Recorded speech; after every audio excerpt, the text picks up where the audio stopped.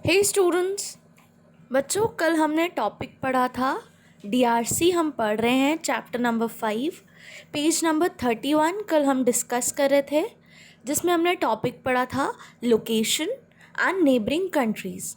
मैंने आपको बताया था कि किसी भी प्लेस के बारे में कंप्लीट नॉलेज होने के लिए हमें क्या क्या पॉइंट्स की ज़रूरत होती है।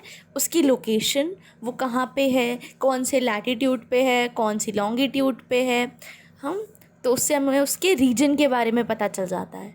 इसके अलावा हमें उसकी नेबरिंग कंट्रीज़, उसके आसपास के देश कैसे हैं, कौन से हैं, कौन सी डायरेक्शन में कौन सा देश है, वो जानना ज़रूरी है।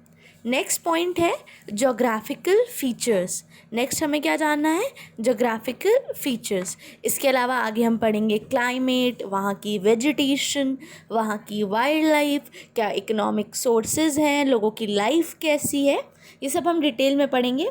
बट आज का जो हमारा टॉपिक है वो है जोग्राफिकल फीचर्स।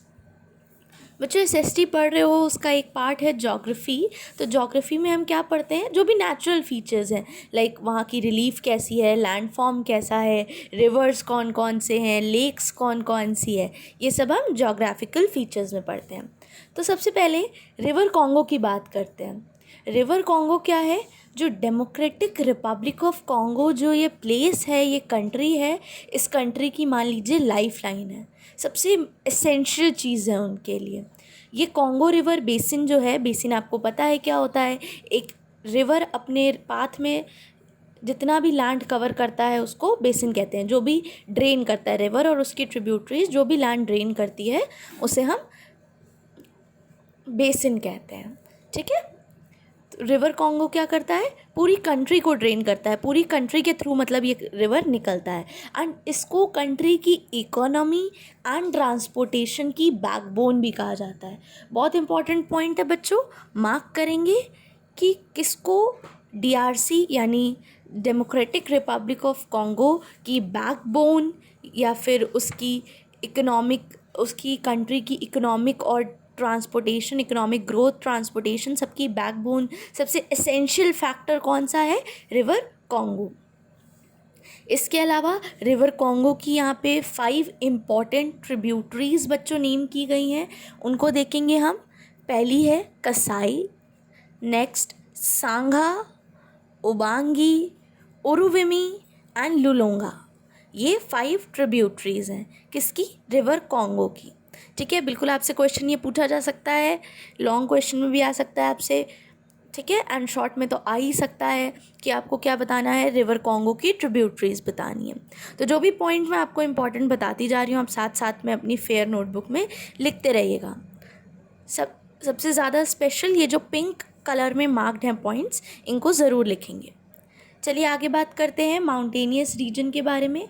जो ये डीआरसी है, इसका जो नॉर्थ ईस्टर्न पार्ट है, बच्चों डायरेक्शंस मैप में आप पढ़ चुके हो, नॉर्थ और ईस्टर्न। नॉर्थ ईस्टर्न पार्ट जो है डीआरसी का, ये कैसा है? माउंटेनियस है, मीन्स यहाँ पे माउंटेन्स है। कौन कौन से माउंटेन्स हैं उनकी भी बात हम देख लेंगे।